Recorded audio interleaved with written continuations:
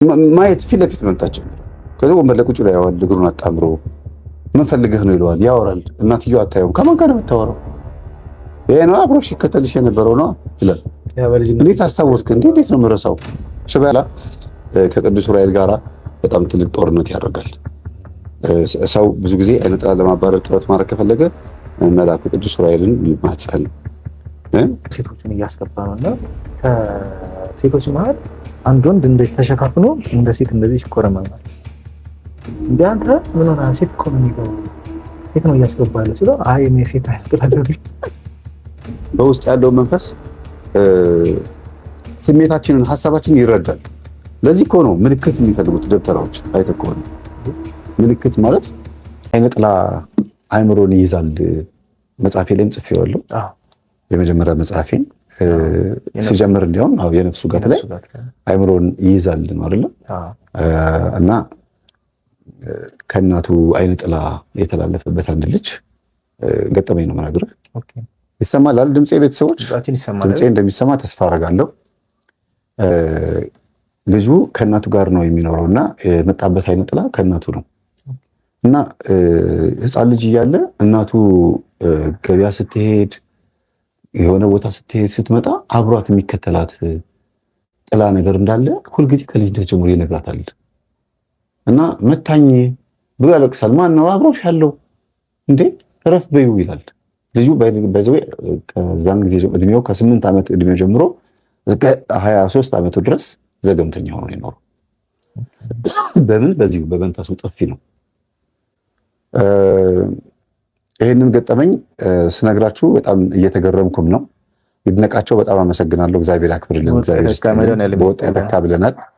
እግዚአብሔር ያክብርልን።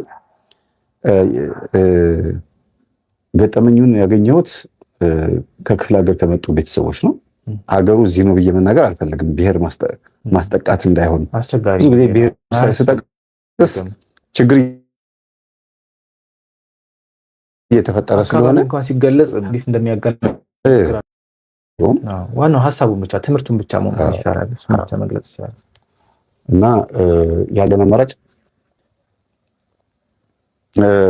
ገጠመኙን ስትሰሙ የእናንተን ቤት ታሪክ እንደሆነ አድርጋችሁ መረዳት ያለባችሁ። በየቤቱ ይሄ ሀሳብ ስላለ ማለት ነው። በደንብ አለ፣ ሁላችንም ጋር ያለ ነገር አለ። እና ልጁ እናቱ የትም ቦታ ስትንቀሳቀስ ከጓዳ ወደዛ ሄዳ በስጠፈጠፍ ገጠር ውስጥ ነው ስትል አብሯት ከኋላ የሚከተላት ጥላ ነገር አለ። ያየዋል ልጁ። መታኝ ይላታል። ረፍ በይው መታኝ። ልክ እንደ ልጅ ነው ልጁ የሚለው። ረፍ እንዲያው ምናምን ይላልና አይገባቸውም። ሴትዮዋ ከማን ጋር እንደሆነ አይገባቸውም። በኋላ ላይ ነው ዝም ብለው ቀስ ብለው ሄደው ሲያናግሩ ሲጠይቁ ልጅሽን እኮ የሚተናኮለው አንቺ አልሰማ ስላልሽው ነው ብለው ቃልቻዎች የሉም እነዚህ ዛራንጋሽ ዛራ አረጋጊ የሚባሉት።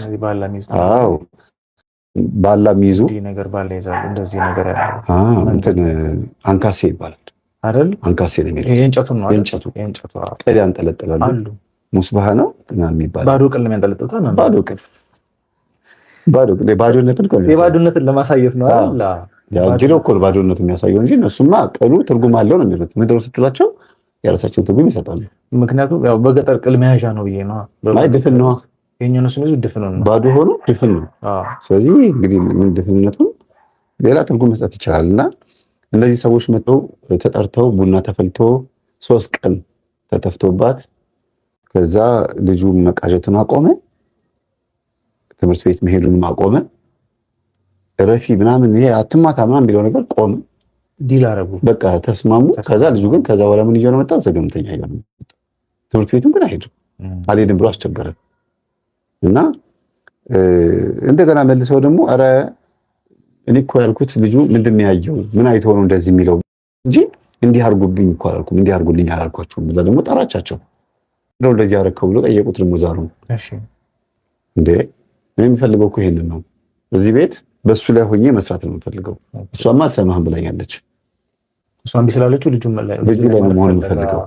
ስለዚህ እኔ ልጁ ላይ ሆኜ መቀመጥ ስለምፈልግ ትምህርት ቤት እንዲሄድ አልፈልግም ብሎ በዛ የተነሳ ልጁ ከ8 ዓመት ነው ከምናምን እድሜው ጀምሮ እስከ 23 ዓመቱ ድረስ ከቤት ሳይወጣ ጠይም የነበረው ልጅ ቀይ ሆኖ ፀሐይ ነክቶት አያውቅም። ፀሐይ ስለማይነካው ስለማይንቀሳቀስም እግሩ ልምሾ በቃ ባለመንቀሳቀስ ብቻ ልምሾ ጡንቻው ምንድነው ስሙ አይፍታት ዛለ ሰው በቃ አይሰራ እና ያ ከውጭ ሆኖ ይታዩ የነበረው መንፈስ ውስጡ ገባ ማለት ነው። እና አይምሮን ተቆጣጥሮት ልጁ ትንቢት እንደመናገርም አድርጎት ነበረ። ከመንደር ያልወጣ ትንቢት ሆነ እንጂ እዛው ሀገራቸው ላይ ሰፈራቸው ላይ ምን እንደሚከሰት ይናገራል ይሆናል። በነገራችን ላይ ይሄን ስንናገር እንደ ሊቅ እንደ ዕውቀት እንዳትወስዱት። ልጁ እንዲህ ይሆናል ብሎ ከተናገረ ያንን በተግባር ይፈጽመዋል። እኔም አንድ ይገጠመኛል። የቅርብ ቤተሰብ የኔ በጣም የቅርብ ቤተሰብ ነች። ከሃይማኖት ወጥታ ታገባና ቤተሰቦቿ ፈታ ያሉ ናቸው። አይ ችግር የለውም አንቺ ደስተኛ ከሆንሽ የፈለግሽውን አግቢ ይሏታል። ያገባችው ልጅ ጆሆቫ ዊትነስ ነው። ጆሆቫ ዊትነስ ሆኖም ሃይማኖቱን ያዝ አላረገው ጆሆቫ ዊትነስ ነው እና ሁለት ያለ ለማይ ነው የሚጠጣ ሰካራ ምናምን ነው። ግን ያው ለፋሚሊው ምናምን ጥሩ ነው፣ ለቤተሰቡ ጥሩ እንትን የሚኖር ሰው ነው እና ተግባብቼውም ላወራው አንዳንድ ነገሮችን ቼክ ላደርገው ሞክራለሁ። በራሴ ዝም ብዬ ቼክ ማድረግ እንትን ሆኜ ሳይሆን ምንድነው እኔ ማላውቀው ነገር ካለ መንፈሳዊ ሕይወት ላይ የሚጠቅመኝ ነገር ካለ ለመማር ነው እና አንዳንድ ነገሮችን ሳወራው ምናምን ድሮ ሰፈራቸው ጠንቋይ ቤት ነበር እና ማንም ሰው የሰፈር ሰው እዛ ቤት ውስጥ አይገባም። የሰፈር ሰው ማንም ሰው አይጠይቃቸውም። ግን ከተለያየ ቦታ እዛ ቤት የሚመጡ ሰዎች አሉና በዛ ጊዜ ድሮ ነው ሲነግረኝ፣ በ90ዎቹ ነው ተለቅ ያለ ነው። እኔን አንድ 15 ዓመት ይበልጠኛል እና መኪና በጣም ዘመናዊ መኪኖች ይመጣሉ። አንድ የሰውየው ልጅ አለ እዛ ግቢ ውስጥ ዘንዶ አለ ይባላል እና ዘንዶም ባይኔ አይቼዋለሁ አለ። እዛ ግቢ እኔ ብቻ ነኝ እዛ ሰፈር የምገባው የምወጣው። ልጅ ያለው ሰውየው የጠንቋዩ ልጅ ዝግም ያለ ነው፣ ማንም ሰው አያናግረውም። እዛ ቤት እገባለሁ፣ እበላለሁ፣ እጠጣለሁ አለኝ እና ከዛ ሰውየው ጋር ጥሩ ሪሌሽን የነበረው ነው። ይጠቀምበት አይጠቀምበት አላውቅም። ከዛ በእንደዚህ አይነት ላይፍ ውስጥ እየኖረች ልጅ ያገባትና የባልየው መንፈስ ተጋባባት መሰለኝ። ልጅቷ ከተወለደች በኋላ እንጠብቃለን እኛ ሴት ነው የወለደችው። ከዛሬ ነገ ክርስትና ትጠራለች ምናምን እያልን ማለት ነው። ከዛ ይሄ ነገር ይቆያል። ከዛ እኔ ዝም ብዬ ደውዬ ጠየኳት፣ ክርስትና አጠሪንም እንደና መስላት ወይ ተነሳች እኮ ባለፈው ምናምን አለች። ግን ክርስትና አልተነሳችም ልጅቷ። ከዛ እያለ ለካ ጆሆቫ ዊትነሶች ልደትን ደግሞ አያከብሩ። ከዛ አንድ ዓመቷ ሲሆን ልደቷ አይከበርም። ሁለተኛው ዓመትም ከዛ አንድ ቀን ጠሯትና ዘመድ ስለሆነች ልደቷን የማታከብሪላት ከሆነ እኔ አስታውሽ የነገ ከነገ ወዲያ አለቃችሁም እነግራታለሁ። እቺ ልጅ ታድጋለች፣ ቢያንስ የልጅነቷ ትዝታ ነው። በፎቶ አስቀሩላት። እንደፈለገ እናንተ ደስ ባይላችሁ 1 ዓመቷን 2 ዓመቷን እያላችሁ ፎቶ እንተንበል። እንደ ቁም ነገርም አልያዘችው። ምንም ሲሪየስሊ አልያዘችኝ እኔና ንቀትም ነው መሰለኝ ዝም አለች። ከዛ በኋላ የመናፍስቱን ሙጊያ አልቻለችውም። ፍዝዝ ድንዝዛለች። በጣም ፈጣን የነበረች ልጅ ነች፣ ጎበዝ ልጅ ነበረች። ፈዘዘች፣ ደነዘዘች። ከዛ በአጋጣሚ ድሮ መምህር ታውቃቸው ነበር፣ መምህር ግርማ። ከዛ የመምህር ትምህርት እያዳመጠች ያንተን ትምህርት ታዳምጣለች፣ ግን በድብቅ ነው። እኔ ከዛ በፊት ጠቆም አድርጊያ ስለነበረ ልትነግረኝም አልፈለገችም። ምናልባት እኔ በነገርኳት ጊዜ ስላልተጠቀመችበት አፍራ ይሁን አልገባኝም። ልጅቷ 6 ዓመት ሲሞላት ክርስትና አስነሳቻት እና ክርስትና ተነስታ የመጣችበት ቀን ሌሊት በጀርባዋ ተኝታ በ6 ዓመቷ እጇን በተኙበት ሰዓት ማየ ፊት ለፊት ቆሟል። ሂድ በይው ትላታለች። ማን ነው የቆመው ስትላት እንደዚህ ተኝታለች። እግሯ እንደዚህ ተከፍቶ ነው የተኛችው። እዚህ ስር ቆሞ በጣም ረጅም ነው። የቤቱን ጣራ ቀዶ በእግሯ መካከል እንደዚህ ቆሞ ጣራውን ቀዶ ወጥቶ ያየኛል ወደታች እያየኝ ነው። ሂድ በይው የቆረበች ቀን ክርስትና የተነሳች ቀን ሂድ በይው እያለቻት የዛ ቀን ውጊያውን ጀመረና ነገረች። ውጊያውን ጀምሯል። በደንብ አቅርቢያት ጥሩ እድሜ ላይ ነው የደረሰው እና በዚህ ደረጃ አይነ ጥላ በደንብ ይታያል። እኛን እንጂ አሁን እቺ ልጅ ልክ ወደ መዳን ስትመጣ ምናልባት ስለ አይነ ጥላ 1 4 5 ነጥቦች ይዣለሁ። አንደኛ አእምሮን ይይዛል፣ ሁለተኛ ህሊናን ይቆጣጠራል፣ ሶስተኛ ስሜት ይገዛል፣ አራተኛ መንፈሳዊ ነገር አይወድም። አየህ ልክ አሁን መንፈሳዊ ነገር ስትገባ ነው አየህ መንፈሳዊ ነገር አይወድም። ከዛ ደግሞ የሐሳብ ጠላት ነው። አሁን መንፈሳዊ ነገር አይወድም ስል ምን ማለት ነው? ክርስትና ልክ ስትነሳች ልጅ ወደ እግዚአብሔር ስትሄድ ተገለጠ። በፊት ግን በዘንዶ በምናምን የሚመለክበት የተያያዘ ሰንሰለት ቼን ያለው ነገር ነው ማለት ነው። አየህ እንግዲህ ይህ በጣም ወሳኝ ነገር ነው። አስበው ስሌንደርማን የሚባል ታስታውሳለህ?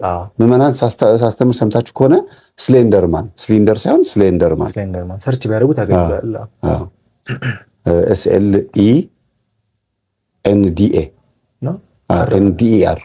SLENDER ስሊንደር ሳይሆን ስሌንደር ማን ብላችሁ ሰርች ብታደርጉ ቁመቱ ረጃጅም የሆነ አንዳንድ ቦታ ሰርከስ ላይ ማየት ከሆነ እግር ተደርጎላቸው መንገድ ላይ እንዲህ ያሉ በሆነ ረጅም እግር ላይ የሚሄዱ ሰዎች አሉ። ባዛር ያለበት ቦታ ላይ ሁሉ ማድመቂያ ናቸው። የሚሰጠው ትርጉም ሌላ ነው።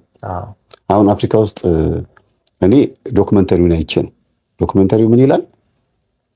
እኛ ሀገር ውስጥ እንደዚህ አይነት ቁመት ያላቸው ሌላ ፍጥረት መጥተው ከኛ ጋራ ከቤተሰቦቻችን ጋራ የሚኖሩ ፍጥረቶች አሉ ብለው ነው ልጆቹ እነዛን መምሰል የሚፈልጉት። ወፍ እንዳገሯ የምትጮኸው መምሰል የሚፈልጉት የሀገራቸውን ጀግና ነው። የሀገራቸው ጀግና ደግሞ አይነት ጥላ ነው ማለት ነው። ሂ ወርክስ ላይክ ኤ ዴቪል ካለ እንደ ሰይጣን ነው የሚሰራው ካለ ሰውየው ሰይጣን ጎበዝ ሆኖ ሰራተኛ ሆኖ አይቶታል ማለት ነው። ሂ ረንስ ላይክ ኤ ዴቪል ካለ እንደ ሰይጣን የሚሮጠው እንደ ሰይጣን ይሮጣል ካለ በጣም ፈጣን ሯጭ ሆኖ የሚያውቀው መላእክትን ሳይሆን ሰይጣን ነው። እነዚህም ወጣቶች የአፍሪካ ውስጥ በትልልቅ ዱላ ላይ ሆነው እግራቸውን ዱላ ላይ ሰቅለው እንደዚህ ሲራመዱ እኔ በቪዲዮ ሰራሁትና አንዳንድ ዩቲዩበሮች አቃቂር የሚያወጡ አሉ አይደል? ሌላ ነገር ለመናገር ሞከሩና ላይን ጥላሉ እንደሚያግዙት ሰዎች እስከምል ድረስ መረጃ ቀርቦላቸው ለማን ነው የሚያግዙት? በእውነት በጣም የገረመኝ ነው። ምንድነው ልጆቹ ራሳቸው ማንን መምሰል እንደሚፈልጉ እየተናገሩ ማለት ነው። እና ረጃጅም ፍጥረታቶች ስሌንደርማን የሚባሉ ይታያሉ። የከተማ ማድመቂያ የሰርከስ ወይም ደግሞ የፕሮግራም ማድመቂያ ሆኖ እስኪመጡ ድረስ እነዚህ ፍጥረታት የሆነ ነገር ሁሌ ከመሰራቱ በፊት ኢንስፓይሬሽን አለው። ምንም ነገር ብትሉ ኢንስፓይሬሽን አለው። ቅድም እንዲያውም ሂራንስ ላይክ ኤ ዴቪል ስትል አትሌቶች አሯሯጭ መንፈስ ያስገባሉ። እንዲያውም የቡዱ ሴሪሞኒ አለ እና ዩቱብ ላይ ሰርች አድርጋችሁ በጋና አንጎላ ምናምን እነዚህ ዌስት አፍሪካ ውስጥ ያሉ ሀገሮች እንደዚህ ቡዱ ሴሪሞኒ ያላቸው እና ቡዱ ሾፕ የሚባል አለ። በዚህ አጋጣሚ ይሄ ጥንቆላው ምናምን እያስተዋወቅን ሳይሆን እንደሚጠቀሙት ነው። እና ሾፕ ውስጥ አሁን አትሌቶች ሲመጡ ይቀመጥላቸዋል፣ የፈረስ ጭንቅላት ይቀመጥላቸዋል። እንደ ፈረስ እንዲሮጡ ነው።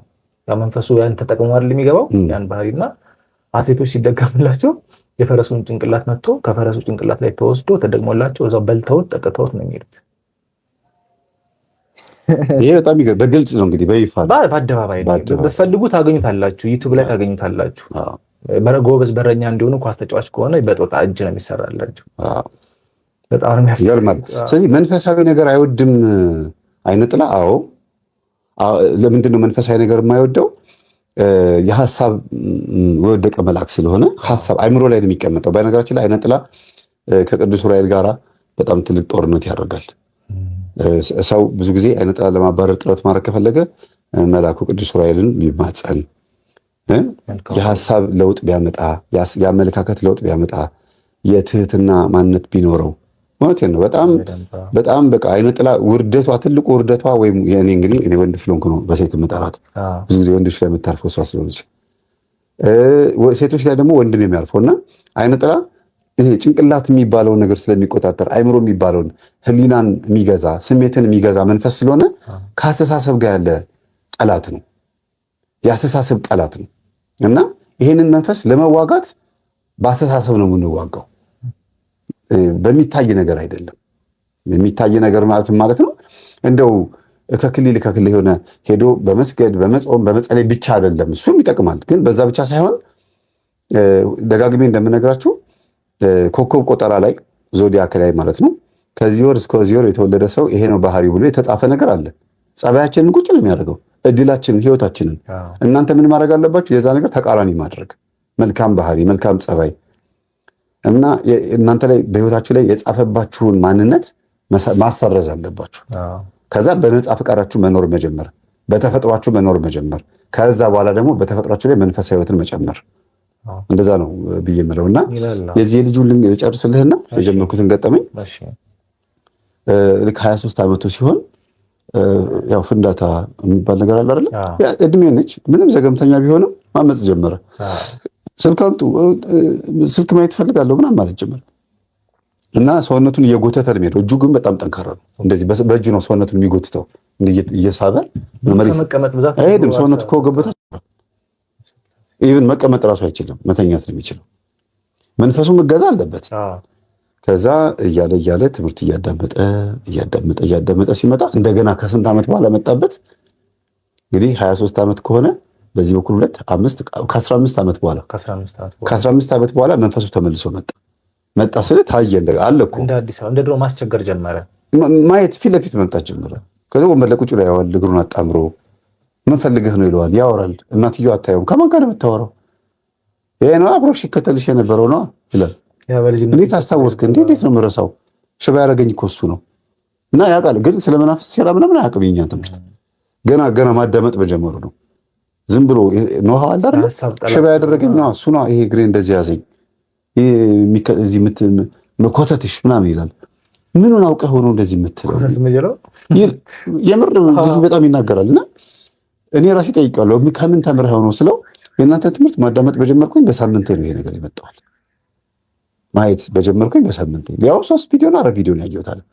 መጥቶ ወንበር ላይ ቁጭ ብሎ መታየት ጀመረ። አንዳንድ ቀን ሴት አንዳንድ ቀን ወንድ ይሆናል። ፂም ያለው ወንድ ሆኖ አካሉ ግን ሴት ነው። ጦት አለው፣ ብልቱ ሴት ነው። ፍናፍንት አሁን የምናያቸው ምናምን በየቲክቶክ እንደምናያቸው ፍናፍንት ማለት ወንድ ሴት ሆና የወንድ ብልት አፍረተ ስጋ ያላት፣ ወንድ ሆኖ ደግሞ የሴት ብዙ ጊዜ ሴት ነው። የሴት ፍናፍንት ነው የሚበዛው 70% 80%። የወንድ ፍናፍንት ብዙም የለም። የወንድ ጃንደረባን ያለው ስልብ የብልት የሌለው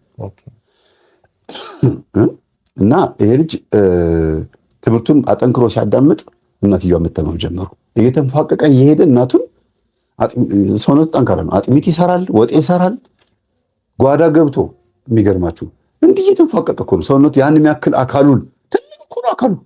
ሰልሎ አይሰራም እንጂ አጥንቱ ነው እንጂ የማይሰራው ስጋው በመቀመጥ ብዛት ወፍሮ እና እንዲህ እያለ እየጎተተ ጓዳ ይገባል። በርበሬ ይመጥናል፣ ሽሮ ይመጥናል። የሚሰራው ወጥ መሰለ አብላኝ ብዬ እኔ አሁን ሽሮ በልቻለሁ። በጣም የሚገርም ልጅ ነው እና በጣም ቁም ነገርኛ። ዘገምተኛ ብለውት የነበሩት የሰፈር ሰዎች ናቸው እንጂ ስትሄድ ስታናግረው ፊት ብርት ብሎ የሚያወራ ሰው። አይምሮ አይሰራም ያሉት የሰፈር ሰዎች ናቸው። በእርግጥ ሰይጣኑ ለቆት ነው ብዬ እንዳልል ገና ማዳመጥ በጀመረ በወሩ ነው የጠራኝ። ሲታወቅበትም እኮ ይሄ ሁሉ ሙያ ታዲያ ዘገምተኛ ሆን ይችላል እንዴ? ማለት መንፈሱ ሲታወቅበት በድንጋጤም ራሱን ለመደበቅ ለማመሳሰል ጸጥ ሊል ይችላል። ዝም ሊል ውስጥ ሆኖ ዝም ሊል ይችላል መንፈሱ ይቀመጥና እናትየዋ ልጃቸውን ለማዳን ቃልቻ ሲጠሩ እሱ ደግሞ እናቱን ለማዳን ምንድን ያደረገው ምግብ እያበላቸው ታሞተኙ ሴትየዋ። ይሄ መንፈስ ከመጣ በኋላ ታሞተኙ። ለምን? እሱን ሊጎዳ ፈልጎ ነው። ከመጣህብኝማ በዚህ እናትህን ነው የምወስድብህ ነው እንግዲህ። እኔ አንደኛ ለራሴ መሆን አላንስም ለእናቴ መሆን አላንስም ብሎ የሚሰራው ቤት ሲጠርግ ከአቧራው ጋር ነው አብሮ የሚጠርገው። ለመሬት ቅርብ ነው። ለመሬት ቅርብ ስለሆነ በቃ ያሳዝናቸዋል ብታዩት። ያው የሰው መልክ ማሳየት ከባድ ስለሆነ እንጂ መሬት ይጠርጋል፣ አልጋ ያነጥፋል። ያን የሚያክል ስጋ ተሸክሞ አልጋ ላይ ወጥቶ ማለት ነው ያነጥፋል። እጁ በጣም ፈርጣማ ነው። በቃ እኔ እጁ ላይ ያለው እንደዚህ ቢወዳደር ራሱ እውነት እንደዚህ እጁ በጣም እንትን ነው። ለምን መላ አካላቱን ተሸካሚ እሱ ስለሆነ እንኳን እሱ በክራንች የሚሄዱ ሰዎችን አስተውላችኋቸው ከሆነ እጃቸው በጣም ጠንካራ ነው። እንደ እጅም እንደ እግርም ስለሚጠቀሙበት እና ይሄ ልጅ እናቱን ለዛ ያደረገ አስታመማቸው። ጸበል አምጡልኝ ማለት ጀመረ። ለራስህ አምጡልኝ ብለህ የማታውቅ ልጅ ለእናትህ አምጡልኝ ትላለህ። የምትገርም ሰው ነህ ብለው እሺ ብለው ገርሟቸው በማንነቱ ለእናቱ ያጠጣል፣ ራሱ ይጠጣል። እናቱ እየጠጡ እሱ እየጠጣ እየመጣ ይደቁሷል፣ ይረግጠዋል። መንፈሱ ይረግጠዋል። ቁጭ ብሎ በስርዓት ያየዋል። አለ ይለዋል። አለ እንደ ይሄ ነገር ያሉ ነው ትየዋ አለ እኮ ቁጭ ብሏል ወንበር ላይ። የትኛው ወንበር ላይ? አሮጌ ወንበርሽ ላይ ነው። አያትህ እኮ የሚቀመጥበት ወንበር ነው። አየህ? አዎ የመጣው ኬት እንደሆነ አያትህ የሚቀመጥበት ወንበር ነው። አሁን ይሄ መንፈስ እዛ ቤት ውስጥ ሲንከባለል ቆይቶ መጥቶ በማን ሊዋረድ ነው? በልጅ ብቻ አይደለም በሽባ ሊዋረድ ነው። ቃሉን ምጠራው ሽባ የሚለው ቃል እንደማይመጥናቸው እንድታውቁ ነው። አይመጥናቸው። የአይምሮ ሽባ ነው፣ የአይምሮ ልምሾ ነው እንጂ መጥፎ።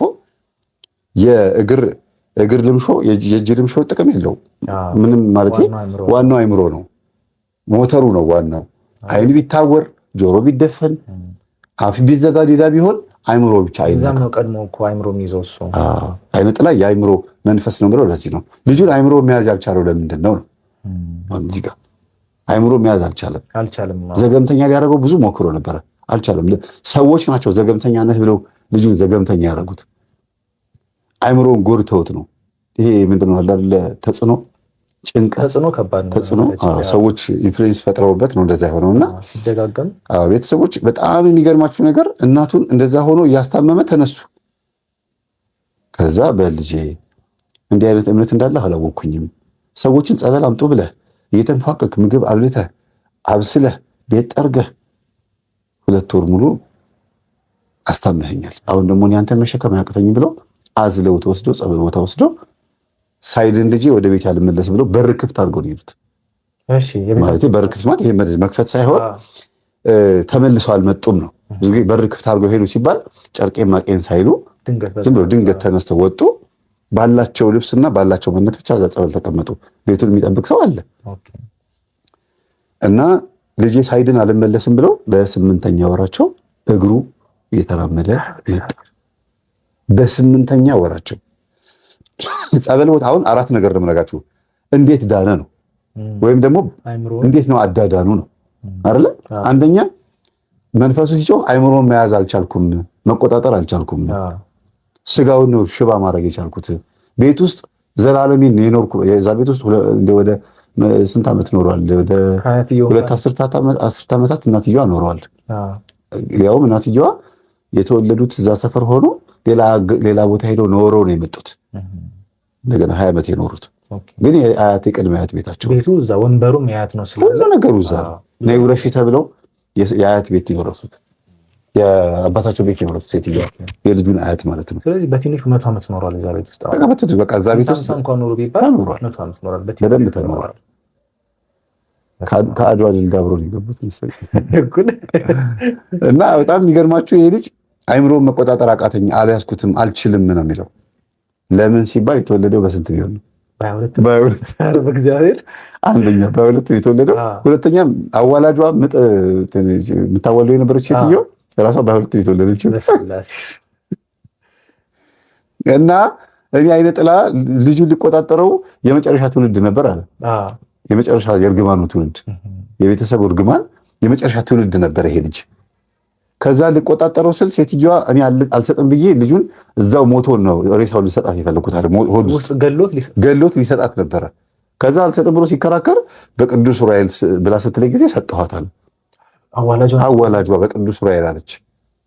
በሊቀ መላክ በቅዱስ ዑራኤል መልስ እና ራሷ ይሄንን ስታዋልድ እንደዛ ነው የምትለው። በእመቤቴ በቅዱስ ዑራኤል አዋላጇ እንደዛ ነው የምትለው። አዎ።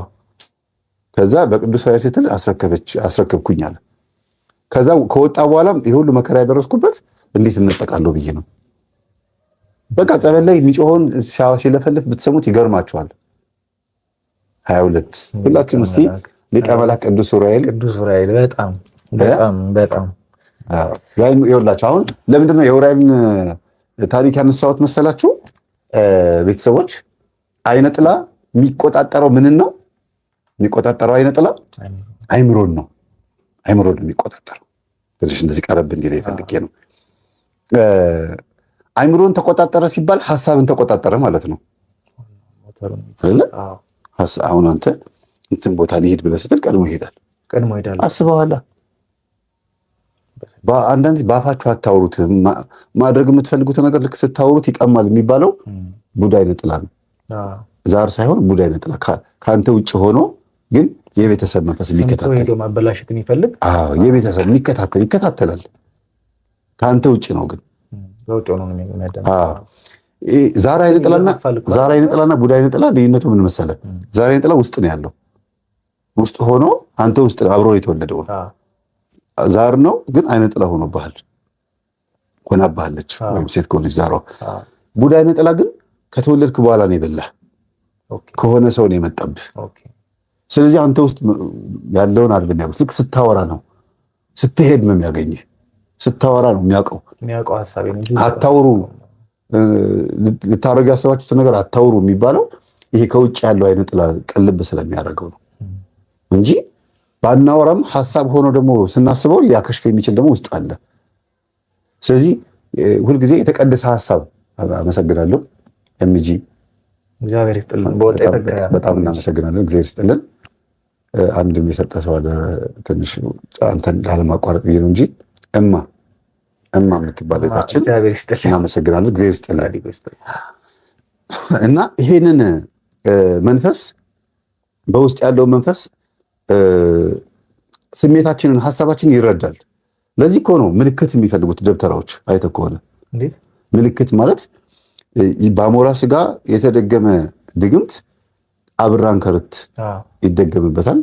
ልክ አሞራ በአየር ላይ የሚንከራተት የሚበር ከሆነ ድረስ ያን ስጋ ስትበላው ያም ሰውዬ እንደዛው ይሄዳል። ስለዚህ መንፈሱ ድርጊት ይፈልጋል። ድርጊት አንተ ምን እንዳሰብክ የሚያውቀው ሀሳብህን በድርጊት ስትገልጸው ነው። ይሄ ቤት ለምሳሌ መጀመሪያ ሀሳብ ነበረ። ከዛ ብሎኬት፣ ሲሚንቶ፣ ፌሮ ምናምን ተዋቅሮ ነው ቤት የሆነው። ሀሳብ ነበረ። ሰይጣንም ሀሳብህን በተግባር ስትገልጽለት ነው በተግባር የሚሰራው። ገባህ አይደል? እና ብዙ ጊዜ አይነ ጥላ የምትባለው ዛር ወይም አይነ ጥላ የሚባለው መንፈስ በአጠቃላይ አይምሮን ይቆጣጠራል። ይሄ ልጅ ድኖ በሁለት እግሩ የመጣበት አንዱ ትልቁ ጉዳይ ልጁ በ22 ስለተወለደ ነው። ሁለተኛ ነገር ደግሞ እንደዛ ሽባ ሆኖ እንኳን ሲሰራ የነበረው ሲታገል የነበረው በጣም የሚገርምህ ነገር ልጁ እዚህ ጋር የተቀመጠው መንፈስ መሆኑን አውቋል፣ ተረድቷል፣ ገብቶታል። ከዚህ ቤት የማይወጣ ችግር የፈጠረበት እንደሆነ አውቋል። ግን ልክ የህፃን ልጅ አስተሳሰብ አለ አይደል? እንደዛ የሚያስበው ብዙ ሳልተማረ ልጁ የዋህ ነገር ነው። አንተ እንደዚህ ብትቀመጥ ብትዘፈዘፍ እኔ የሚያቅተኝ መሰለህ ተነስቼ እሰራለሁ እሺ ምናምን አለ አይደል? እንደ ፉክክር ነው የሚያደርገው። ግን በሱ ውስጥ ሆኖ ማን ነበር ሲሰራ የነበረው? እግዚአብሔር ነው።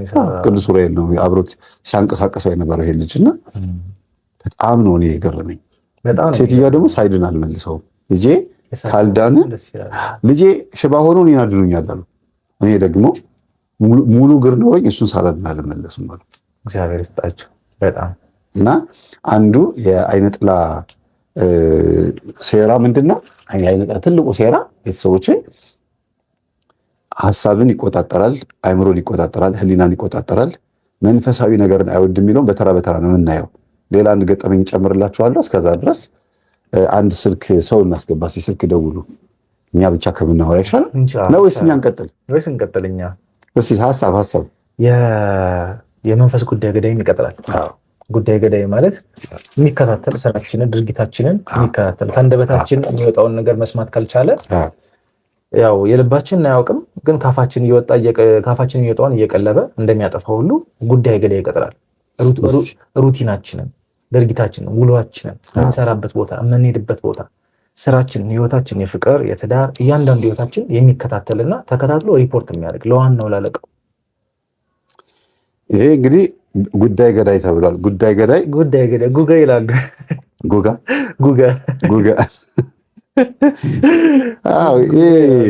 ጉዳይ ገዳይ ይቀጥርና ጉዳይ ገዳይ ሪፖርት ያደርጋል። ከዛ በደንብ ነው የሚጫወትብን።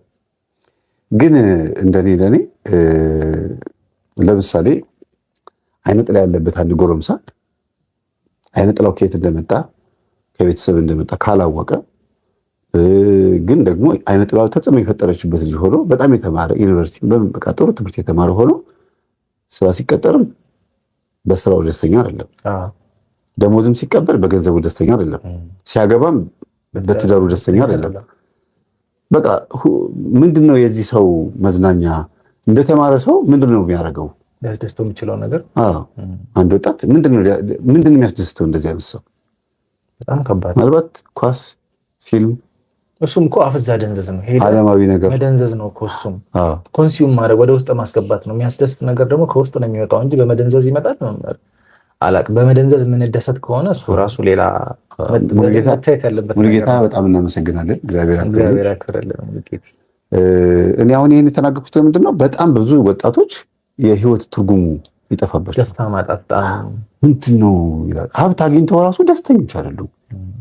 መዝናኛ የተባለው ማንኛውም ቦታ ይዝናናሉ፣ ይጠጣሉ፣ መጠጥ ውስጥ ይደበቃሉ፣ ጠርሙስ ውስጥ፣ ሲጋራ ውስጥ ይደበቃሉ፣ ጫት ውስጥ ይደበቃሉ፣ ሁሉም ነገር ውስጥ ይደበቃሉ። ማለት አለ የተባለውን በሙሉ እየቀመሱት ያልፋሉ። የህይወት ጣዕሙ ይጠፋባቸዋል። ምናልባት እድሜያቸው 40 ዓመት ሲሞላ ትንሽ ሰከን የማለት ነገር ይኖራል። ከዛ ውጭ ግን አይነ ጥላ እንደዚህ ማድረግ ይችላል። ህይወትን ማመሰቃቀል ይችላል። ያው በመጠጥ ውስጥ ቢደብቃቸው፣ በእግር ኳስ በኢንተርቴንመንት ውስጥ ቢደብቃቸው ያው ማፍዘዝ ማደንዘዝ ነው። እንዳያስቡ ነው የሚያደርጋቸው። የሚድኑበት ወይ ደግሞ ሰው የሚሆኑበትን ቀን ማራቅ ነው የሚፈልገው። የድህነት ጊዜያቸው ነው የሚያርቀው። እኔ አንዳንድ አሁን ጸበል ቦታ ብዙ ዓመት ቆይቻለሁ እና 50ዎቹን ጨርሰው ይመጣሉ፣ 60ዎቹን። እኔ አንድ ሰውዬ ነበር ኮሊሶ ይመስለኛል የመጡት። በቃ አርጅተው ታዝለው ነው የሚገቡት። ብዙ ጊዜ ከኔ ጋር አብረን እንጠመቅ ነበር፣ አብረን ነበር የምንገቡ። 70-80 ዓመታቸው በጣም ነው የሚያሳዝኑ። በዛ እድሜያቸው ነው የመጡት። መንቃቱ እንግዲህ አስበው ከረፈደ በኋላ ጉልበት የለም፣ ወኔ ራሱ የለም። ይሄ ሮጦ አባት ሳለ ወንድም ሳለ ሩጥ፣ አባት ሳለ አጊጥ የሚባል ነገር አለ አይደል? ሁሉ ነገር በጊዜው ደስ ይላል፣ ሁሉም በጊዜው ያምራል። የቤተሰብህንም ደስታ ሳታገኝ ልጆች እኮ አንዳንድ ጊዜ እናትና አባታቸው ሲደባደቡ እንደ ቴሌቪዥን ቁጭ ነው የሚያዩት ያሉ እና ምናልባት ቴሌቪዥኑ ሁሉ ላያረካቸው ይችላል። ድብድቡን ለምደው በቃ ያንን እያየ ያደገ ልጅ ትዳር ያስጠላዋል። ለምን? አይምሮ ላይ የተሰራበት፣ አይምሮ ላይ ተሰርቶበታል። ቀጥሎ ደግሞ የምናየው የህሊናን እንዴት እንደሚቆጣጠር ነው። እሱን ደግሞ በተወሰነ መልኩ እንወያያለን። ግን ስልክ ከፍቼላችኋለሁ፣ ደውሉ። ስልኩ ክፍት ነው፣ የምትፈልጉ ደውሉ። ይገርማል። አይነ ጥላ በዚህ አጋጣሚ አንድ የሚያስቅ አጋጣሚ ያለኝ እና አላጫወታችሁ። እንደዚህ ዝክር እንጠራለን እና ዝክር ተጠርተን ብዙ ሰው ነው የተጠራው በአንድ ጊዜ ወደ 80 ምናምን የተጠራንበት ቦታ በበዓል ማግስት ነው። ወደ ዓመት ለማክበር ነበር የሄድነው። ከዛ ሄደን አከበርን። ሩቅ ነው ትንሽ ከከተማ ወጣ ያለ ቦታ ነው። እዛ ሄደን አከበርን። ሲመሽ የጋበዙን ካህን በሉ ወንዶች ቆመው ይሄዱ፣ ሴቶችን ግን ወንበር ላይ ያስቀምጧቸው ተባለ ማለት ነው። እና ሴቶች አንድ ከመሀላችን አንድ ልጅ ጠሩና መጀመሪያ ሴቶቹ ይቀመጡ፣ ወንዶቹ ችግር የለውም ቆመው ቢሄዱ፣ ሴቶቹ ናቸው የሚደክማቸው በሉ አስቀምጧቸዋል። እና ልጁ በር ላይ ቆሞ ሴቶቹን እያስገባ ነው። እና ከሴቶች መሀል አንድ ወንድ እንደዚህ ተሸፋፍኖ እንደ ሴት እንደዚህ ይኮረመማል። እንደ አንተ ምን ሆነሃል? ሴት እኮ ነው የሚገባው፣ ሴት ነው እያስገባ ያለው ሲለው፣ አይ እኔ ሴት አይነጥላለብኝ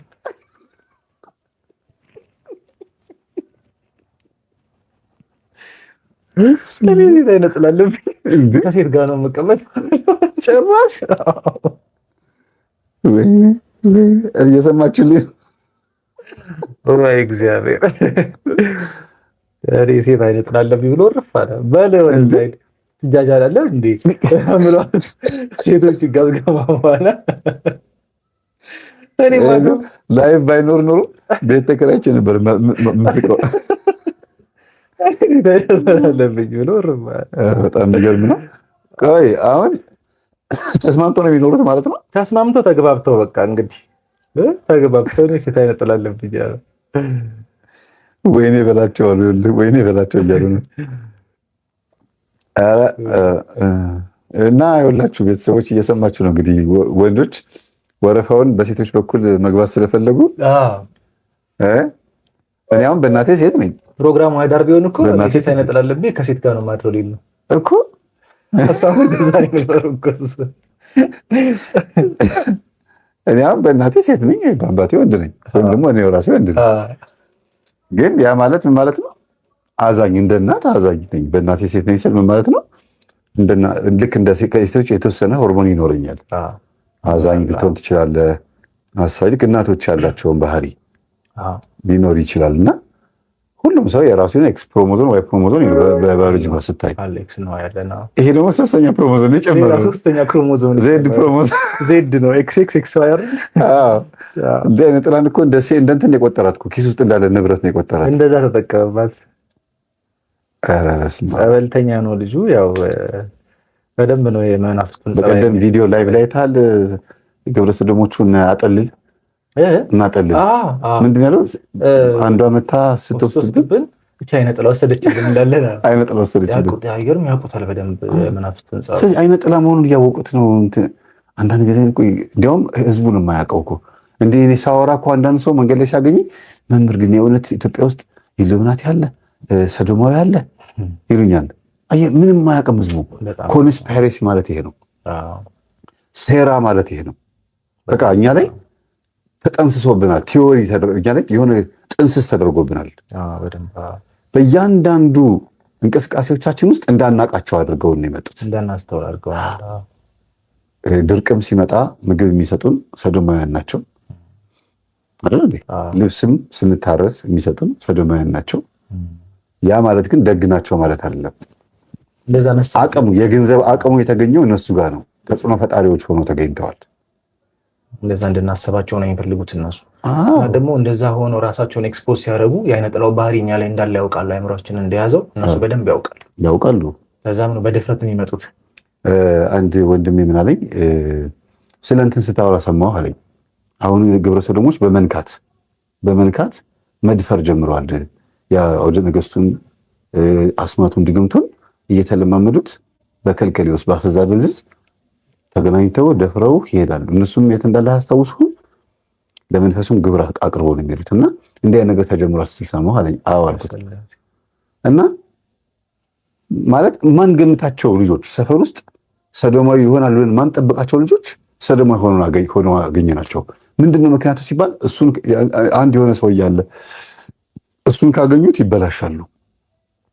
ሀብታም ነው ብለን እንዳይሆን ሀብታም አይደለም ድሃ ነው። በገንዘብ አታላቸው እንዳይባል እዚህ ግባ ማትለው ሰው ነው። ከእሱ ጋር የታዩ ወንዶች በሙሉ የሰፈር ሃይስኩል ተማሪዎች ሰዶማዊ ሆነው ነው የሚገኙት። የሚያደርጉት ጫማ፣ ሱሪያቸው፣ ፒኪኒ ሱሪያቸው የሚያደርጉት ነገር በሙሉ እንዳለ እንትን ነውና ይሆን ወይ አለኝ። አዎ ቼክ አድርግ አልኩት። አዎ ቼክ አድርግ አልኩት። እንግዲህ እስካሁን አልደወለልኝም። እና እንዲህም አይነት ነገር አለ። በፍጹም ጨዋ ነው ብላችሁ የምታስቧቸው ወጣቶች፣ በፍጹም ይሄን ነገር ያደርጋሉ ብላችሁ የማታስቧቸው ወጣቶች ሆኖ ካገኛችኋቸው በእንደዚህ አይነት ሰዎች ተለክፈው ነው የሚሆኑት። በመንፈሱ ተይዘው ነው የሚሆኑት። እና የቅድሙ ልጅ ገጠመኝ መጀመሪያ ላይ የተናገርኩት ልጅ ማለት ነው ግለ ወሲብ አስጀምሮት ነበር። 16 ዓመት 17 ዓመት እድሜ ላይ ሲደርስ ነው ያቆመው። ቶሎ ነው የጀመረው። ያንን እንደ ደስታ ስላየው ደግሞ ቀናበት በዛው። አይገርምም? ለምን በዚህ ተደሰተ ብሎ። ምክንያቱም ያ መንፈስ ጠላት ነው። ጠላት ስለ ሁሉም ሰይጣን ጠላት ነው። በእርግጥ ይሄኛው ግን ቅዱስ ዑራኤል ስለነጠቀው ገባ። አሁንም ምንድነው የሚያደርገው? የሚደሰትበት ነገር በሙሉ በቀማት እግሩን ነበረ፣ እግሩን ቀማው፣ እጁን በማነው አካሉን፣ እናቱን። እዛ ቤት ውስጥ ደግሞ ወንድም እህት የለውም፣ ብቸኛ አድርጎ ያሳደገው። አለኝ የሚለውን በሙሉ ሲያሳጣው ነው የቆየው። ይይዛል ሲባል ሰውየው ደብተራዎችም ሆኑ ሁሉም ሙሉ በሙሉ ተቆጣጥሯቸዋል ማለት ነው። ህዝቡም በነሱ መንፈስ ተይዟል ማለት ነው። ሌላው ደግሞ ማድረግ የምንፈልገውን ነገር በስሜት ነው የምናደርገው። ስሜታዊ ሆነን እዛ ስሜት ውስጥ ማናለች አይነጠላለች ወይም አለ። ስሜታዊነት ውስጥ አይነጠላለ። በስሜት ስናደርግ እንጣላለን፣ እንደባደባለን፣ እንፈነካከታለን፣ እንደሚፈሳል። በስሜታዊነት ውስጥ ሰው ማስቀየም አለ፣ ማዘን አለ፣ ልብ መሰበር አለ። ስሜታዊ ያደርጋል። ህሊናን ይቆጣጠራል ማለት ደግሞ እኚህ ሰውዬ እኔ እሳቱን ነው የምሰራው አሉ። ያኛውም ሰውዬ ደግሞ ምን አለ? ክፉን ስናደርግ ኃጢአት ነው ይሉኛል፣ ሲኦል ትገባለህ ይሉኛል አለ ዲያቆን፣ የኤርትራዊ ዲያቆን መጀመሪያ ያቀረብኩት ፓስተር ማለት ነው። ልጸልይ ሊወት ያለው ምንድን ያለው?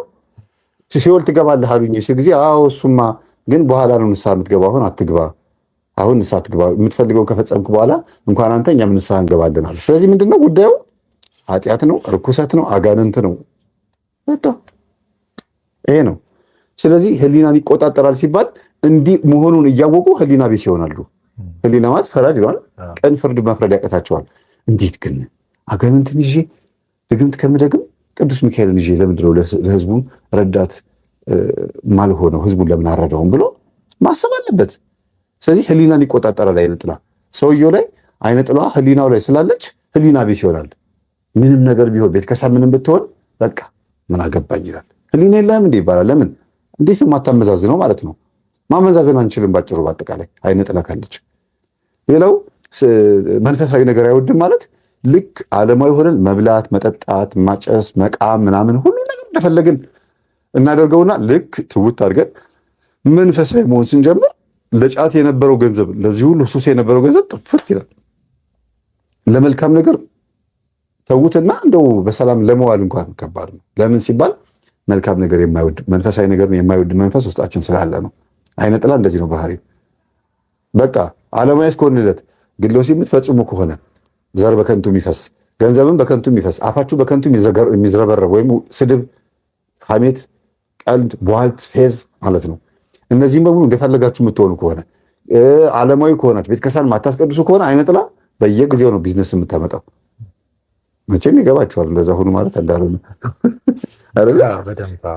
ግን ልክ ይሄን ትጉት አድርጋችሁት ጥሩ ሰው ለመሆን ጥረት ስታደርጉ ኧረ ነው እንዴ ትልና አይደለም ልትሰጣችሁ ቀርቶ ሌላ ያለው እንኳን የኔ ነው ትልና ቤት ውስጥ ያለውን ከፈለገች እሳት ትለኩስበታለች፣ ከፈለገች ባህራች ታሸጠዋለች። ቤት ውስጥ ያለውን ንብረት ከፈለገች ደግሞ ሌላ በብዙ ዕዳ ውስጥ ገብቶ ችግር ውስጥ በሽታ ታስነሳለች። ዲያሊሲስ፣ የኩላሊት እጥበት፣ ካንሰር ምናምን ይባልና በቃ መኪናው ይሸጥ፣ በቃ ቤቱ ይሸጥ ምናምን እየተባለ ይሄ እንግዲህ ምንድነው አለኝ የሚባለውን ገንዘብ የተሰበሰበውን ገንዘብ መስረቁ ነው፣ መውሰዱ ነው መንፈሱ ማለት ነው። ይሄ መንፈሳዊ ነገር የማይወደው የበጎ ነገር ጠላት ማለት ነው። ሌላው የሐሳብ ጠላት ማለት ገና አንድን ሐሳብ ስታስቡት ይከሽፋል። ሳይወጣ እኮ ነው። እስቲ እንደዚህ ላክ ስትሉ ድክም ይላችኋል። በቃ የሆነ እቅድ ስታቅዱ ከዛ ምን ያደርጋል?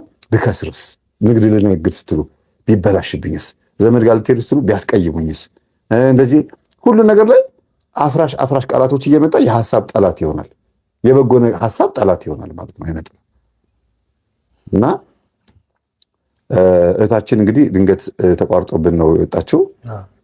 ድምጿ ከብሉቱዝ ጋር ተምታቶብናል። ምንም ማድረግ አልቻልንም። እስቲ ነገ ደግሞ በቪዲዮ እንገናኛለን።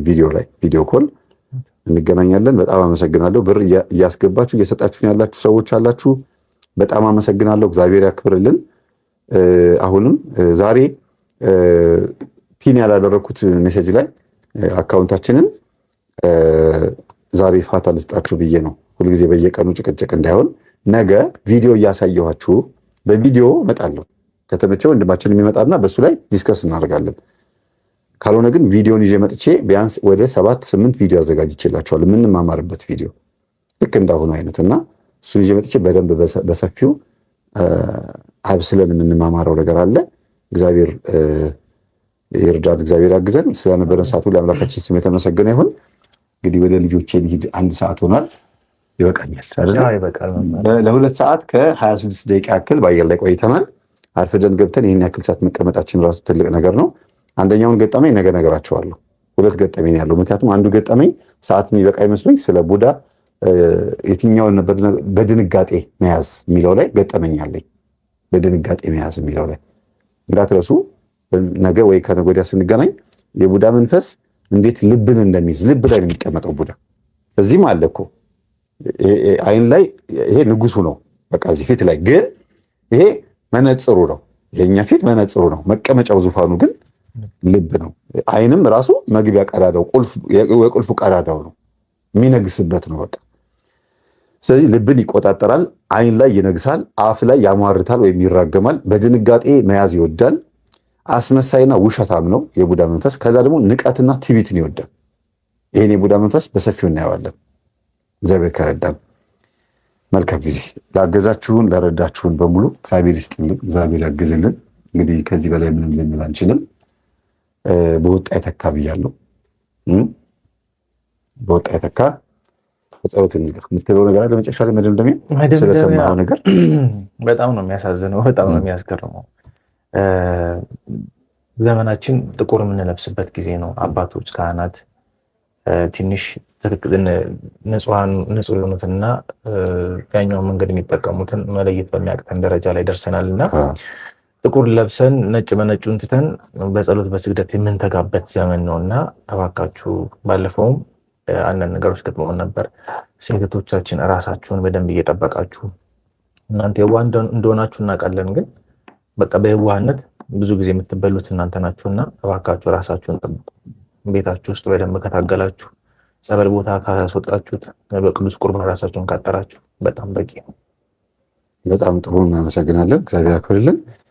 እንግዲህ ከምናወራው ንግግር ተነስታችሁ የወረደና የወደቀን ሀሳብ የምታቀብሉ ሰዎች በምትከፍቱት አፋችሁን ልክ ነው የምትገመቱት። እንግዲህ አፍ ሲከፈት ሆድ ዕቃ ይታያል አይደል የሚባለው። ስለዚህ አስተሳሰባችሁ እዚህ ኮሜንት ከሚጽፉት እህትና ወንድሞቻችን በታችን ይሆናል አስተሳሰባችሁ። ሰይጣን ደብተራ ልኮብኝ ከዛ ሲገባ ያስኩት ለምን ታስተምራለህ ለምን ታጋልጠናለህ ብሎ ሲመጣ ያስኩት ማለት ውርደት ነው፣ ወይም ደግሞ የክርስቶስ እኔ ውስጥ የለም የሚያስብል ከሆነ አስተሳሰባቸው የመጨረሻ ዜሮ ግራና የተጣመመ ነው ማለት ነውና ልብ ግዙ። እግዚአብሔር ከእናንተ ጋር ይሁን።